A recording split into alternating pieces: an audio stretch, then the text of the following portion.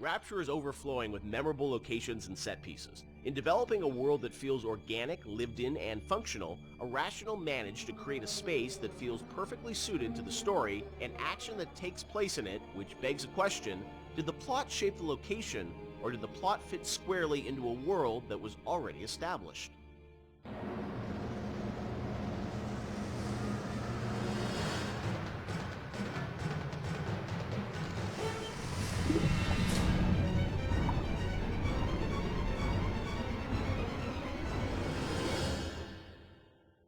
Let's talk about some of the areas in Rapture, because it's an amazing place, but also it feels like there's certain areas that are very well designed and that they have, a very certain aesthetic, and the characters in there, it all kind of comes together. Ken, do you have a part of Rapture that resonates the most with you still to this day? I think the opening is always going to be the most important to me because it's we spent a lot of time there, and it was all for me as a challenge as a narrative guy is sort of how do we set up a very complex series of events and a very complex notion and all this, Andrew, with so much to tell, Big Daddies and Little Sisters and Andrew Ryan and the time period and do that all without cutscenes. And especially, I think, the descent to Rapture when you go in the bathysphere, getting that right, getting everything right down to the bathysphere cresting the hill and seeing the city for the first time. Remember how much we worked on the timing of that, just getting that. And it took us forever to figure out that we should just put the slide projector covering the window. Again, in hindsight, it seems like such an obvious choice, but we were really trying to figure out, how are we going to tell this story of Ryan and then reveal so you could see the city beyond the hill. And also we didn't have to show the whole transition going down the bottom of the ocean because the whole screen was covered. Spoiler alert. I think that's the part that will always be near and dear to my heart. Yeah, I mean, for me it was Kashmir. Yeah. That was one of the first... The restaurant at the beginning. Yeah, the restaurant at the beginning, because it was really like the first art box that we created that was Rapture. I mean, we created spaces before that weren't really hitting the Art Deco look. Scott Sinclair just started, and he built that, designed and built that statue of the Atlas with the world on his shoulders that was in the middle of the room. And Mauricio had done some concept art for us of that space. And once we started putting everything together and getting it into Engine and actually walking around it and seeing those giant windows off to the side that just showed the seascape and really drove home the fact that you were underwater. It was the first time really all the elements started to come together. And we had built a bunch of stuff, and we actually stepped back and said, we have to just get one room right before we go any further, because we weren't getting it right. And so Mauricio did that concept drawing. Yep. We worked really hard on that statue, and that statue, I think, was the first object we really built in the game that was a BioShock. So we just stayed in that room for like a month until we got it right. And I think the original concept actually had a tram running through it. So it was like even more complicated, and that was one of those things where we had to keep pulling back to really focus on what the bare essence of that room was. Were there parts of Rapture that you never were able to realize that you sort of still missed? The zoo. People we had a zoo Frolic, right? That I was excited about. Not everybody was excited about the zoo, but I don't know why I was excited about the zoo, because it would have been a nightmare. We had another area that was prior to Arcadia that was more of a straight up agriculture, forest type of area. Before we had the bathyspheres, we had a whole sort of subway transport system in Rapture, which we spent a lot of time thinking about, and then just realized that these little submersibles would be a much more realistic and much better solution. And you were going to be able to move between locations in that subway system? Yeah, much like the bathyspheres, but they were much more integrated throughout the space, and we really want to support them. And we just realized it was not really relevant to what we were doing. Were there certain locations or areas where you knew a certain narrative point, needed to happen? Like you look at, the reveal of sort of Atlas's true motivations. Like, was that like, oh, we've got to do it this level because it fits the story? Or was it more that you sort of like, you had the game laid out in a certain order and you just layered the story on top of it? I think the big one I can think of is that you encounter Ryan in his sort of like that he would live in an area of industry. Okay. So he lives in this very industrial area because that's where he would feel most comfortable. Uh-huh. And that we wanted his office, his lair, to sort of be not in some, residential zone, but Right. where he wants to wake up and smell the grease fires and and the machines and the smoke, that's in his lifeblood. Industry is his lifeblood. But it also had to be very theatrical. Like if you look at it Right. now, it doesn't look like an office. You kind of know it's an office because the story is Right. telling you that. Set, yeah. And we had some old technology that was laying around in the game that would control environment settings. So old system that we had would let you do high pressure, low pressure, medium pressure, and those would affect lighting and other like post-process things in the world. And that was a system that was cut, but because the code was in, we were always trying to figure out ways to use it. And one of the ways that we used it was in the Andrew Ryan sequence, because we didn't have a lot of narrative storytelling tools. We were basically switching the atmosphere to get all the lighting changes. So whenever a light changes in that scene, we're telling the game that the atmosphere is changing. So, and then the preset atmospheres come in and shine the spotlights on them or bring up the house lights when we need them to. Because very, very early on, you could change the pressure in the areas, and that would change how explosions worked and all this stuff like that. And we just couldn't figure out how to make it gettable for the player. We couldn't make it feedback, but we still had all those. That moved a lot of levers in the game, so we still had the system. So we used it for the sort of theatrical cues of the, very theatrical cues of Ryan appearing, the lights going down where you are, and the lights coming up where he is, because the engine didn't have those tools by default. The assassin has overcome my final defense, and now he's come to murder me. In the end, what separates a man from a slave? Money? Power? No. A man chooses. A slave obeys. And there was a great sense of sort of artistic progression as you went through the game too, and that each level had its own sort of voice. Was that something that a lot of games as they move further in development, it's like, oh, we sort of ran out of time. We can, it's like we're just going to sort of repeat this and change the color palette. It felt like, for the team, it was very defined from early on that you wanted each sort of level, which they were levels back in the day, to feel distinct. Yeah, we had sort of experimented with that back on System Shock 2, back when every Doom level looked pretty much like every other Doom level, because they were just working on the same set of assets. We decided with our very rudimentary tools in System Shock 2 that we would progress with color, and every deck would feel different from a color standpoint, even though most of that was lighting, or textures, nothing really more. But we had the tools to actually, sort of theme levels. I think a lot of this goes back to, I think my first memory was actually from when I was 1 year old at the Montreal World Expo. Remember when you were 1? Well, I remember being at something at this World's Fair, which I didn't realize, I think was in 1967, when I was 1 year old, a little over 1 year old. Wow.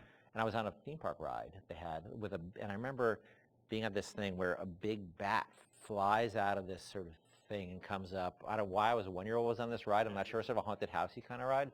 And I remember loving it. And I think that stuck with me. So the notion of sort of theme parky themes and settings, and Disney World does a great job with this. You can go to Disney World, they theme areas. So themed areas are something that always resonated with me. And BioShock sort of always has had this notion of feeling of theme in different areas, much more than the real world has. Like you walk from building to building, most of them you can't really tell them apart. You walk from walk from a floor of an office building to another floor. It's not going to look any different. But we always felt that was really important. And it's also, if you look at SWAT 4, saw some early experiments with this, especially like the serial killer's house level in SWAT 4, which is probably one of the most dense levels that we ship. But you were trying to tell a specific story with that. And going straight into BioShock and using the same exact engine that we're using, and we were very comfortable at that point with how the engine worked and how to art up these rooms, gave us a leg up when we sat down and really thought about what stories are we specifically trying to tell. And one of my favorite anecdotes from this time period is with Sander Cohen. I think it was Nate Wells and Stephen Alexander sat down one night, and they came up with a backstory for every dead body that you find in that space, and then they told that story with the props that they could. Even if it was just like, this guy crawled 3 feet and then shot himself in the head because he was sad about something, they put those marks in, maybe put a picture next to the guy, and then he shot himself. So they really did their homework and tried to add the backstory for everything that you're going to find in that space. I've got Atlas's goons hitting us non-stop and 2 dead mechanics just this week. We need to control costs. If I wanted to deal with amateurs, I would have stayed on dry land. Iconic and haunting, the Big Daddy and Little Sisters of BioShock immediately captivated the public's imagination. Big Daddy encounters defined the BioShock experience, creating new mechanics and techniques that had not been seen before in gaming.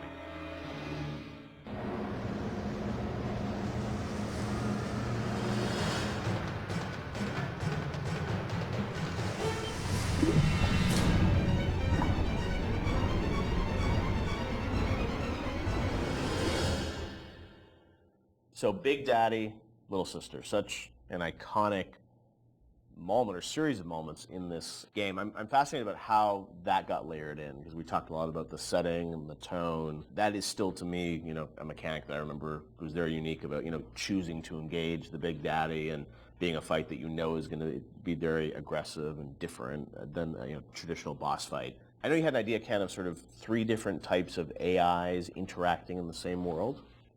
Yeah, we were sort of like I was trying to think of like AIs you hadn't seen before, and this is still pretty early. Like 10 years ago, a lot's changed in 10 years. So like AIs were still pretty much enemies who saw you and came after you. Zigzag, shoot. Yep, and then that was really the focus, is how you make them, use AI better at you, so I started thinking about, are there more primal behaviors to think about? And I was watching a nature show one day, these typical nature shows, and it's like observe the mother tiger taking care of her young, one of those kind of things. And I realized that we don't even need a narrator on those shows. We understand certain behaviors just by looking at them. They're very primal, like somebody protecting their young, the predator-prey behavior. Those things were you don't need dialogue for that. And AIs at that point, we didn't have the ability to do a lot of sort of, smart AI. Yeah. So I said, what if their behaviors are just very primal, and we can model those behaviors? So aggro rules is something we knew we can model, right? How is an AI aggro on you? What are the rules for that? Could they make a aggression display rather than just attack? And can another character appear afraid and hide behind the skirts of another character? And we started talking about these things, and the Big Daddy became very quickly, the actual form of the Big Daddy became very quickly as sort of this protector creature. The Little Sister took a lot longer, ironically, even though it's a much simpler notion in a lot of ways. The initial idea came out of sort of watching a nature show, and we're trying to work within our constraints of we couldn't make super complex AIs.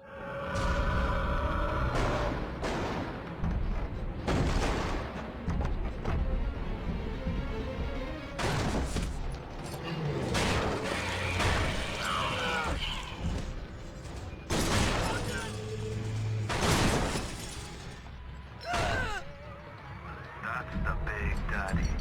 She got it on him. He keeps her safe.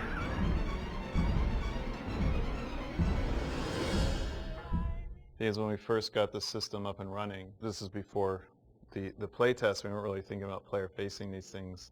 And we had this entire system set up that completely simulated what would happen, and you'd play through the vertical slice and you walk into a room and everybody's dead because the system would work perfectly. And you weren't there to see the fight. Yeah.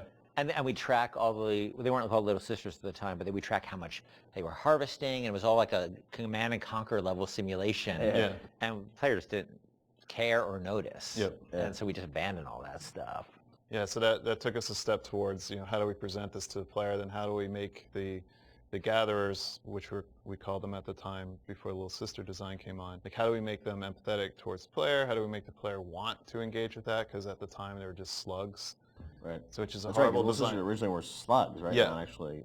Which is a horrible design in so many ways, because you don't care about slugs, Right. and they're also on the ground, so you don't see them. They're not like at eye level, and they're dark. So But you still have something. We still the trailer had like the same, or not the trailer, the demo, or prototype we did. So had the Big Daddy sort of like interacting with the little slug. Ah, And well, slugs crawl around the Big Daddy? Or no, what? it's this awful That's a little level of mesh. sophistication. Right. Yeah. It's like a little beetle, sort of. Uh-huh. Yeah. It was terrible. Yeah. And they were protecting. And they had Protecting the beetles. the beetles. What? And, no, And and the it Big was Daddies so had 2 drills. They didn't have a hand, so they could. There's no way they could Right. It's just you know. fascinating because like the Little Sister, it's like there's such humanity in it, which you really connect with.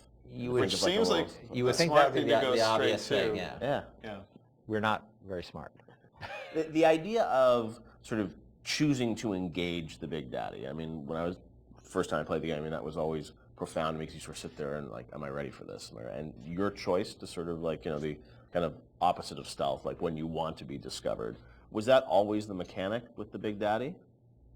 Yeah, that was, the idea was that they would have very particular rules about engaging with you that were entirely dependent on how you, the threat level towards, not them, towards their creature they were protecting. Yeah, that was set, and then as you worked through it, I'm sure there were conversations about how difficult do we make these fights and sort of the balancing of that, and even, with the game, you don't start off with a Big Daddy fight. It's a little ways into the game until you actually get to that. So that was sure debated. You actually encounter the notion of Big Daddy and Little Sister many times before you actually are freed into an arena where you can actually fight them. You see them sneaking out, pipes. Yeah. You see them. You see them walking down a hall. You see the first time you see Little Sister, she's harvesting, and then you see the Big Daddy come and protect her.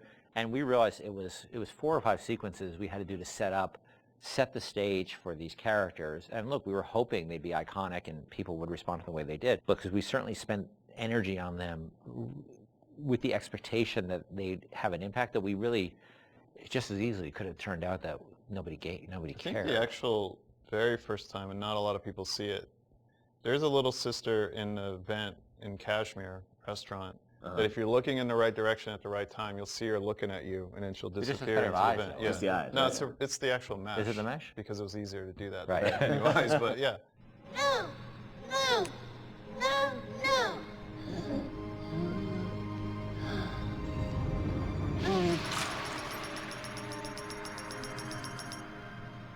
Thank you. The path of the righteous is not always easy.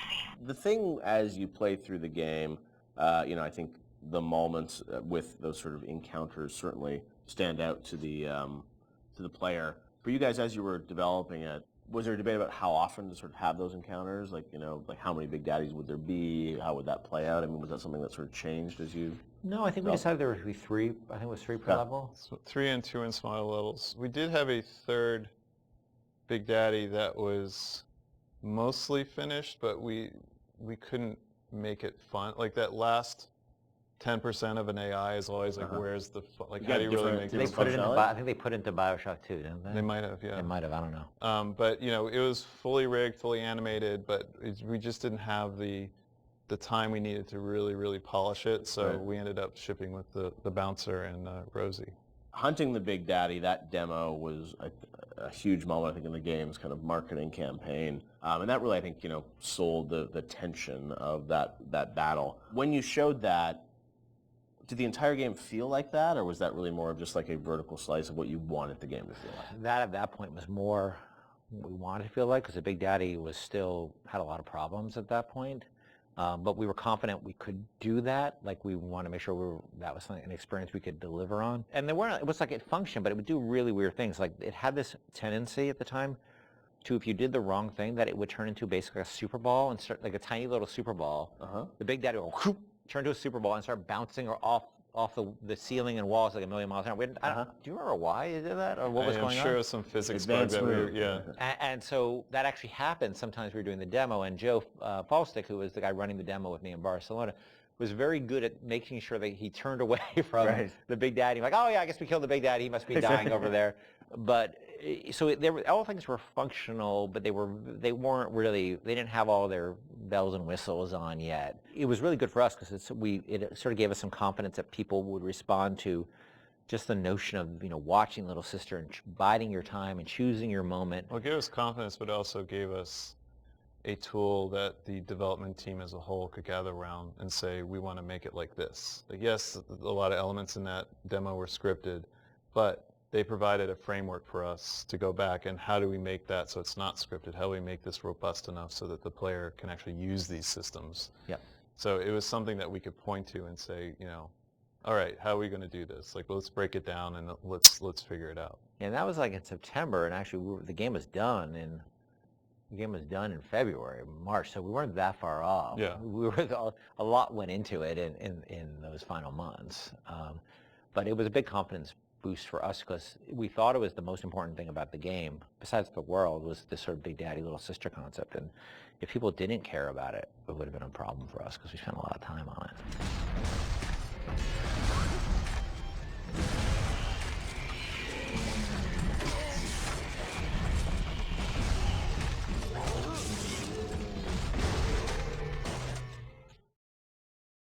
The illusion of choice is a thinly veiled dynamic that drives many single-player gaming experiences. And while many developers spend a lot of time trying to convince players that choice is real and authentic in their games, the truth more often is that choice is a superficial concept in gaming narrative. BioShock confronted this idea head-on, searing into our minds a innocuous 3-word phrase with an unforgettable new meaning. Would you kindly?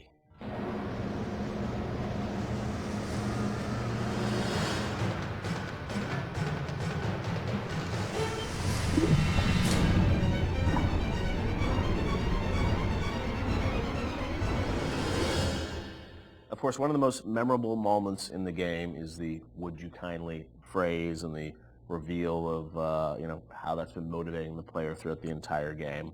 It's still, to me, one of the most classic kind of narrative moments in games in the past decade. What's interesting about that phrase is that it didn't always start like that. Can you tell us sort of about the evolution of sort of the the conditioning of the player? And there was once Excelsior was the phrase once. Yeah, this is. I'm trying to recall some of this. So we had the idea, because we had the Andrew Ryan scene very early, and we knew sort of all the events that would happen. There were phrases before there was "would you kindly." The notion existed and what it meant and what it was, but we didn't actually have the phrase "would you kindly" until later. So we had a bunch of terms we threw in there. And like Excelsior was it for one point. That's probably comes from my Stan Lee fanboyism. Was that like so throughout the game? It would have been like Excelsior. Just randomly There are some things when you're making games you just sort of throw in as like, we need Sounds something. cool in a We need Why don't you something head here. over there, Excelsior? And then it sits there for Yeah. a year. Right. And then all of a sudden you kind of forget it's not good, right? Right. And then until somebody comes along and says, dude. Seriously? Yeah. What, Or say you meant it Excelsior? to be like a stub in. You never Right, meant it yeah. to actually gain traction, and then you're like, oh crap. But that sense of some phrase or word being repeated throughout the game that you wouldn't really realize its meaning Yes. Until later, that was there very early on. Yes, yeah. And the fact that you would have something that seemed like a non-thing and then came back at you like a freight train later on it was there from pretty early. Sit, would you kindly? Stand, would you kindly? Run! Stop! Turn. A man chooses. A slave obeys. So that phrase evolved, but talk about that, the sort of meta-narrative of, being in a game, thinking that you have a sense of choice and making these decisions, but then obviously realizing that the player ultimately didn't have choice or was conditioned in a way that they would react to that. That was, sort of a new idea for a game. Where did that come from on your side, kind of? Was there sort of a deeper sort of, meaning behind it?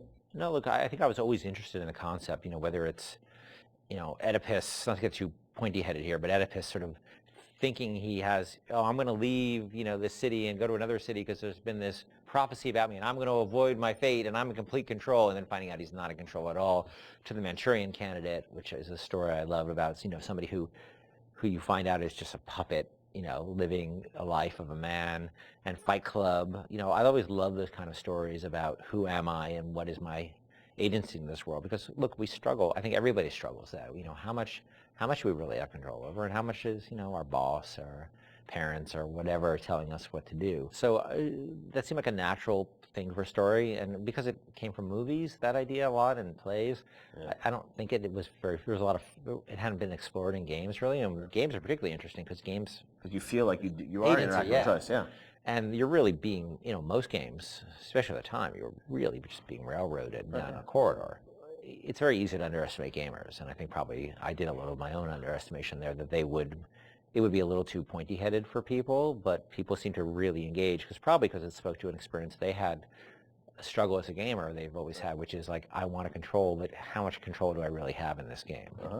True. And Sean, it was also something that, was a great surprise when you played through the game. And I'm sure even for people on the team, did everyone know that when Ken was sort of doing it, or did it was revealed as people played through it? I think, at some point the entire team knew.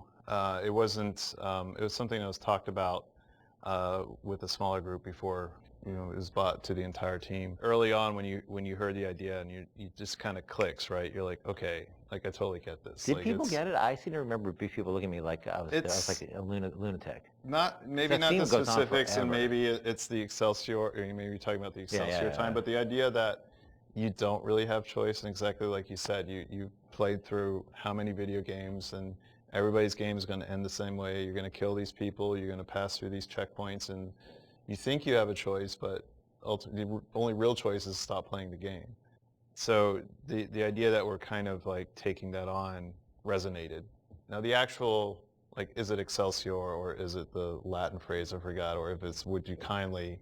See, here's how I remember it, and I could be, I could be wrong. Yeah. I can remember being so surprised by the outside reaction because I remember the internal reaction being completely nobody connected or engaged to it. I mean, we worked on it. Yeah. And so I was kind of surprised by the outside reaction because I kind of thought it was like, as I said, it's a bit academic, right? And look, it also could be a function of We're playing it close to the vest. I could be misremembering it, or it could also just be a function of nobody making the game had the experience of playing it through and getting to that moment. Yeah, that's what I mean. Like, it was you're- revealed to them in advance of really playing it, so it wasn't that surprise. Yeah, they had seen it in all its really half-assed, development stages along the way. out of order. Yeah, out of order and all that. And it's not really something you can play test over an afternoon because it takes a little while to get to that point. You need to lack the knowledge about what the game is to be able to sort of have that experience all the way through. I know you guys have talked about the idea of Atlas, the voice actor changing, and it was, I guess, very important that you nailed that actor, right? And you trusted that actor until there was sort of the Fontaine reveal and sort of understanding that. Yes, trust was everything there, right? And so there was something about either the actor or the writing or the accent that just people immediately said, this guy's no good. Right. When the first Atlas we had, because you have to trust this guy, and if you don't, there's no trust, there's no punch in the gut. I think we've really focused on making him have personal stakes in the story as well. That he had his family trapped. Of course, it was all fiction, right? But he had skin in the game. He sort of spoke to you as a friend, and especially because the whole world was so hostile to you. I think it took a while to get that exactly right. Listen, I've got a family. I need to get them out of here. But the splicers have cut me off from them. If you can reach them in Neptune's bounty, then maybe, just maybe... I know you must feel like the unluckiest man in the world right now, but you're the only hope I'll ever see my wife and child again. Sean, what do you hope is the kind of lasting legacy of BioShock? 10 years hence, a lot of things you guys were doing, have sort of become common now, right? With upgrades and moral choices in games and whatnot. But it was really pioneering work a decade ago. When you reflect on it, what do you hope people remember the game for sort of pushing forward? For me, it's telling a story with the medium and how we used everything available to us to tell that story. We used the environment to set up the backstory of Rapture and really create a sense of space, which I think is vitally important to getting the players to trust that, to sit down and kind of like just be in the space and let these things happen. Even the radio logs, the rudimentary animation that we had at the time. I mean, we really sat down with the tools that we had and at our disposal and tried to tell a meaningful story. Maybe not meaningful, but something that would be memorable to people that they could take away and, like you said earlier, have that water cooler moment where they're excited enough to talk about it after they put the controller down. So for me, I think the legacy is that it was a story well told. For me, it was a sense of place, being like the Rapture is a real thing, even though it's not. It's actually a very crude, from the time, a relatively crude bunch of polygons and texture maps. It's only, the original game is only in 720, I think. And I played a lot of it when we were testing it on a 14-inch, SD television, that it still felt like a sense of place in the music and the characters, that it's a real place. And I think that my memories of the BioShock games is that I take away that Rapture's a real place and Elizabeth's a real person. Those are the two sort of big things that stick with me with those two games, and that's sort of what I'll always, carry forward with me in my life. BioShock is, it's a place, but as we saw with Infinite, I mean, it's an idea, and it's a sort of a type of game. I think a lot of people say, like, oh, this is a type of experience. When you think about, your career, where you guys want to go, I mean, that idea of those types of games, do you miss it now that you've sort of moved on to other things now, or do you feel like it's sort of, you've closed that chapter? I mean, it's always a part of what you do. Like, System Shock 2 was a part of BioShock. But it wasn't System Shock 2. It was you're growing past that and trying out new things. I think BioShock and BioShock Infinite, and even going back to SWAT 4, those will always be a part of my experience as a game developer and what we're trying to do with the medium. So I don't think it's something that you just draw a line and say, we'll never return, because there's always lessons that you can learn and things that you bring with you to the next project that you're working on. Yeah. I don't think the new game is going to, people are not going to be surprised that this game is new games from us. They're going to see a lot of what we had done before in terms of world building and aspects of storytelling. The goal is to sort of, move away from the you really have no choice kind of thing, and that's a very, very, very, very hard problem, which we spent years working on. But we're building upon a foundation of stuff we've done before, just trying to go in a different direction with it. But it's always going to be part of our DNA.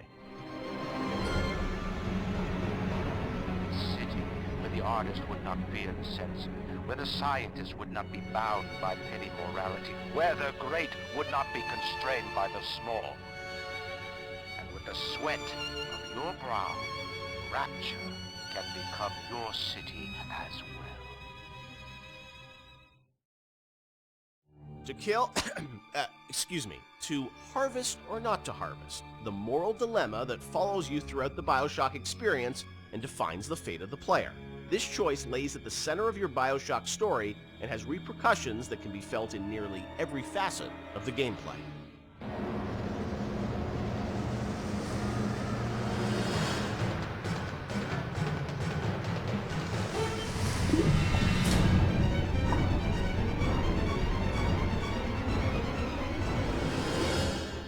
Part of BioShock's lasting legacy, of course, are the Little Sisters and this moral choice that presented itself to the player.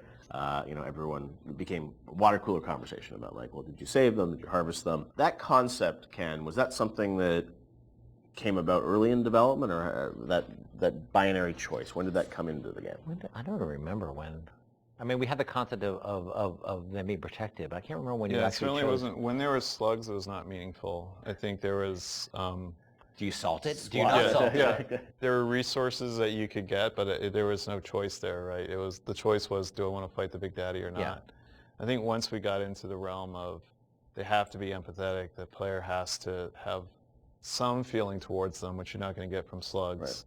Right. Then we start seeing that opportunity there of, like, okay, nobody's going to want to do harm to these girls, or do they, and do we allow them to? It was we weren't comfortable with it at first when it first came up that we could. I think it was important that it was a way to reflect the sort of larger economic questions of a world like Rapture, where where the economy drives everything. Are there any limits to economic decision making versus moral decision making? Because that's sort of what the Randian notion is, that it's not the role that you don't sort of legislate morality. Let's try to take that to an extreme and see where that ends up. And Little Sisters sort of became that. And in this world, they became a commodity. And the question we have for the players, are you willing, they're a commodity to you as well, potentially. Are you willing to participate in the commodification? There was, I think, a fair amount of nervousness internally at the publisher about it for a little while, but pretty quickly they were able to sort of say, look, we trust you guys, and go, do this. And I only had a few, the press, and this sort of happens over and over again, the games press worried a ton about it and would wring their hands about it. They ever recognized it was a setting topic, but that it was done to a larger purpose, that it wasn't just sort of like, hey, this is the game where you kill children. And whatever, and that was a sensitivity. I know that you guys wanted to call them little sisters, not little girls, and it was and it wasn't it wasn't killing them, it was harvesting them. And I mean, you did some things probably on purpose, right, to sort of explain that this you weren't doing anything vicious to them, right? Well, I mean, you do sort of, they do sort of disappear out of you, and a big slug out of their belly, comes up that well, we didn't want that to be graphic. We wanted to be very clear that you were killing them. Yeah. But it was not intended to be a prurient in terms of, hey, this is a simulation of pulling a sea slug out of a little girl's belly. But we wanted you to understand that you were making a very diabolical moral, economic pact there. And we think that came across, and I think it came across well enough. And I think the test of how well it came across is, I think most people didn't really thought of it as am I willing to do this thing or not? Right. And people would tell us stories how like their girlfriend saw them harvesting, and then they literally slept on the couch that night. Right. And that's an interesting, that was interesting how people connected to a 3D mesh that's really no different than any other 3D mesh in the world. Like this little sister, she's not a person. She's a 3D asset, a virtual 3D asset, right? That has a voice actor connected to it who's an adult woman. And nobody was actually getting harmed, but people still emotionally connected to them and made an emotional connection. And also, I think when you're playing, you don't really know what the impact of that choice is. Yes. And that's sort of the curiosity of like, you're a gamer, so it's like, am I going to game the system? Which one should I pick? How does this impact things? As you go through the game, it's never really fully clear what that choice is going to lead to, right? And the ambiguousness of that was something you wanted to sort of create mystery around throughout the game? Yeah, we went back and forth a lot about what the rewards for harvesting versus saving would be, and actually I think we should have really pushed further that the rewards for saving were should have been much more meager than the rewards for harvesting, just to really sort of put you up against the wall, push you up against the wall and say, are you going to stick by your moral guns here? Because you're going to pay for it. Yeah. Because that's usually the way life is, right? It's always harder to take a moral path than it is to take an amoral path. But there's incentives to take amoral paths because it's the easier path.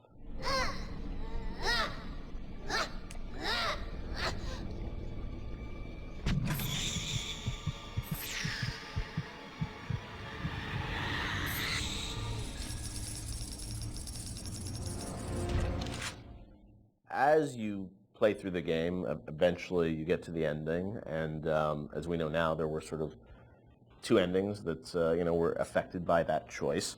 And that was something at the time, I know you said publicly that you weren't in favor of sort of having two endings. Was that in part because, the game is about not having choice, or did you think that, the two endings were, I don't know, like, I'm interested for narratively, like, why you didn't want to go that path? It seemed forced, given that the game really sort of almost made a joke, a meta commentary joke about the lack of agency in games, the lack of meaning of those choices, given that you have these two endings. I guess you could make an argument that, well, you were free, you were given choice of once Ryan's dead, and that's really what it's about. But I think we also didn't really have enough time to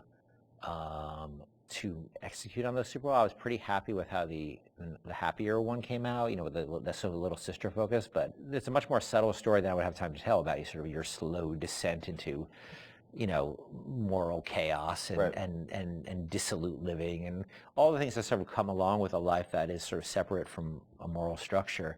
It's a long story. And so, you were just switching a cutscene. It wasn't like you were doing sort of a whole other level that was different or something. So the choice was... There's two cutscenes with very tight time and economic Or just start a nuclear war. Yes. And that's not... You're a nice guy, or you start a nuclear war. And because we had so many problems on our plate, that was something I had to sort of do in the spare time. So I was pretty happy with one, but not very happy with the other. I know you had said publicly before that there was another sort of more ambiguous ending that you had originally planned, or what would you have done? There was a notion of an ambiguous ending, which if I just wrote one, I would have found a way that would just talk about the moral ambiguity of the world rather than the sort of, positive or negative, because it is such a, look, I think we really tried with BioShock not to sort of make a game about good and evil. It's really about circumstances and what circumstances lead people to. Right. And how they delude themselves with ideology to do things that they would think are evil, but it's okay because it's for the good cause. Right. And that's what I probably would have. If I just had one to write, I'd probably focus more on that. How difficult it is to sort of align when you start being driven by ideology rather than being in the moment and thinking about the impact of what you're doing. Right. Sean, you talked to gamers, I'm sure, over the years. Did you ever get a sense of how many people harvested versus saved, and was there any sort of data? This is before the days where you get telemetry and data on like what people picked and whatnot. Yeah, anecdotally, it seems like more people saving little sisters. Although I have a few friends that are, I just harvested every single one. I wanted to see what happened. So I don't know if that was more, the game developer and them trying to see, what would happen, but certainly for the most part, I think most people, which I guess is a good thing. It means that maybe people are good at heart. They kind of feel bad. They want they want to save the little sisters. So, yeah, I'll say it. The needle sways towards the green there. Time for bed-bye, Mr. B. Hurry, Mr. Bubbles.